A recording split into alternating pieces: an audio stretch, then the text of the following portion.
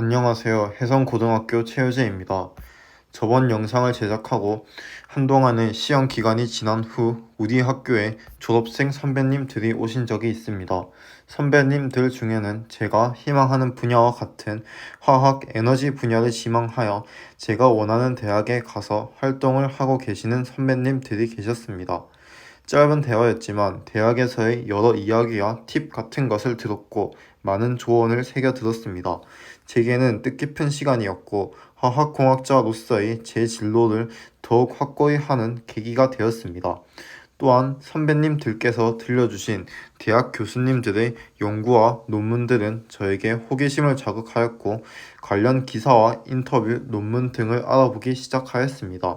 다양한 자료 조사를 하는 과정에서 교수님들이 연구 중이고 개발하신 기술과 특허권에 대해 알게 되었고, 이러한 자료 조사를 하는 과정에서 최근에 우리나라의 대표적인 2차전지 관련 기업인 LG에너지솔루션과 SK이노베이션의 특허권 다툼에 대한 기사를 읽게 되었습니다.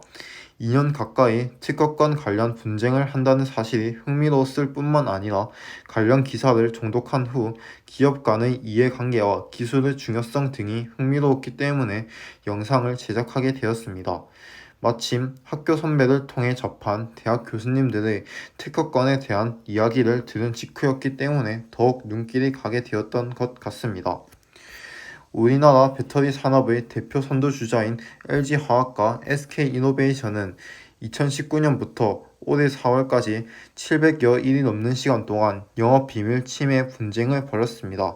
이번 배터리 분쟁을 시작으로 거슬러 올라간다면 2011년 SK이노베이션의 리튬 이온 분리막 기술이 LG의 SRS 기술 특허권을 침해했다고 소송을 제기하는 데에서 시작하였습니다. 이때의 소송은 4년간의 소송 끝에 다행히 합의를 통해 소송을 종료하였습니다.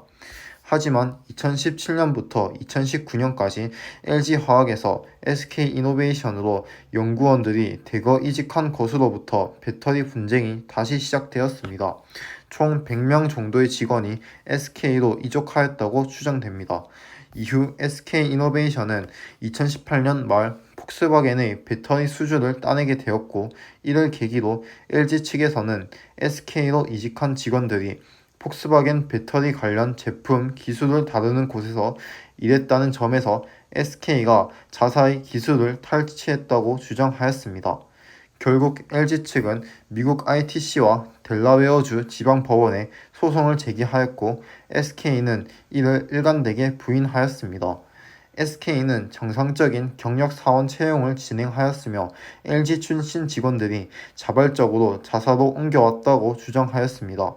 여기서 의아했던 점은 한국 기업 두 개가 미국에서 소송을 진행하고 있다는 점이었는데, 이를 조사해 본 결과 LG 측에서는 배터리 산업의 해외 시장 비중이 높은 미국에서 영업 비밀 침해를 명백히 밝혀 지식재산권을 보호하기 위해서라고 말하였습니다. 그리고 이 이외의 본질적인 이유는 증거 개시 절차와 징벌적 손해배상 제도 때문인 것 같습니다. 특히 증거 개시 절차를 이용하여 상대방이 가진 사건 관련 자료들 모두 들여다볼 수 있도록 조치한 것 같습니다. 또한 보통 3년 이상의 시간이 걸리는 기업 간 분쟁 소송의 경우와 다르게 미국의 ITC는 미국 대통령실 직속 준사법기관이기 때문에 1년 반 정도의 시간이면 판결이 나온다고 합니다.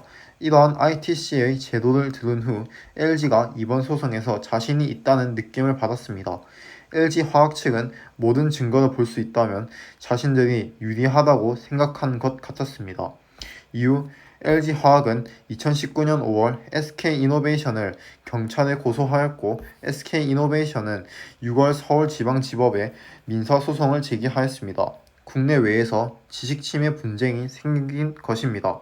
그리고 2019년 9월 3일 SK이노베이션이 2차전지 특허 침해로 ITC에 LG화학 제소 및 델라웨어주 연방법원에 LG화학과 LG전자를 제소하였고, 2019년 9월 26일 LG화학이 ITC와 델라웨어주 연방법원에 SK이노베이션 특허 침해를 맞소송하였습니다.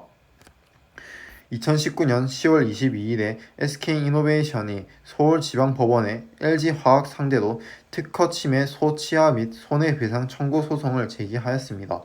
각 사업체가 국내외에서 특허권과 영업비밀 침해로 서로를 고소한 것입니다. 그러던 중 LG화학이 지난해 2월 배터리 분쟁에서 유리한 고지를 점하였습니다. ITS가 영업비밀 침해 사건에서 LG 측의 주장을 받아들여 SK이노베이션이 조기에 패소하는 예비 결정을 내린 것입니다. ITC는 SK이노베이션이 사건이 시작된 이후 고의로 문서를 삭제하는 등 고의적 증거인멸이 있었다고 판단하였습니다. 하지만 SK 측의 이의 제기로 재검토가 결정되었고 최종 판결은 예정보다 몇 차례 미루어진 후 2021년 2월 10일 날 나왔습니다. 최종 판결이 나오기까지의 과정에서 2020년 9월 27일 SK이노베이션의 LG화학 상대 특허 침해 소 및 손해배상 청구 소송 1심 판결에서 LG화학이 승소하였고 LG 측이 유리한 고지를 선명한 것 같았습니다. 역시 최종 판결에서 ITC는 SK의 영업비밀 침해 혐의를 인정하면서 SK의 미국 내 수입 금지 10년 조치를 결정하였습니다. 이 결정에 따르면 SK의 미국 내 사업이 어려워지게 되는 것입니다. 이에 SK 측은 수익 금지 조치가 무효화되지 않으면 미국 사업을 철수할 수 있다면 거부권 행사에 총력을 기울였습니다. 이 거부권에 대해 알아본 결과 ITC 결정 이후 60일 동안 미국 행정부에 의해 내려져야 하는 것이었습니다. 만약 거부권이 내려지지 않는다면 ITC 결정이 시행되게 됩니다. 하지만 현실적으로 미국 행정부에서 거부권을 행사한 선례가 없기 때문에 거부권 행사는 어려울 것이라는 판단이 많았습니다. 또한 미국 내에서 일자리와 산업 발전 등을 위해 물밑에서 양사의 합의를 요구한 것으로 알려졌습니다.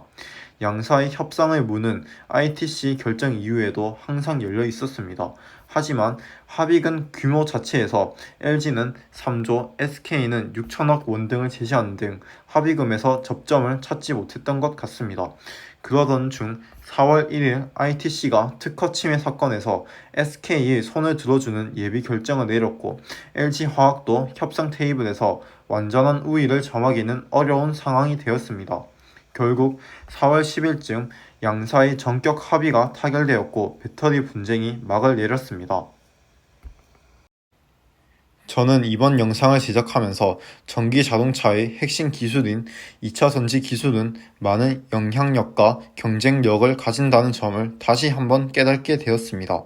또한 이런 기술을 개발하여 지속 가능한 세계를 만들기 위해 노력하고 싶다는 생각을 하였습니다.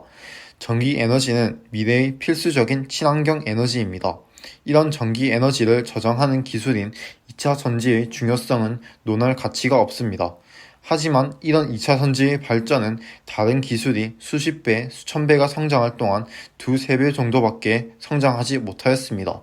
일반 전자 부품과는 다른 까다로운 화학 소재 때문일 것입니다. 하지만 저는 대학에 가서 다양한 지식을 쌓고 2차 전지를 발전시키고 싶습니다. 2차 전지를 개량, 대체시켜 성능을 발전시키고 다양한 기술을 개발하여 세상을 놀래키는 기술을 개발하는 연구원이 되고 싶습니다. 지금까지 들어주셔서 감사합니다.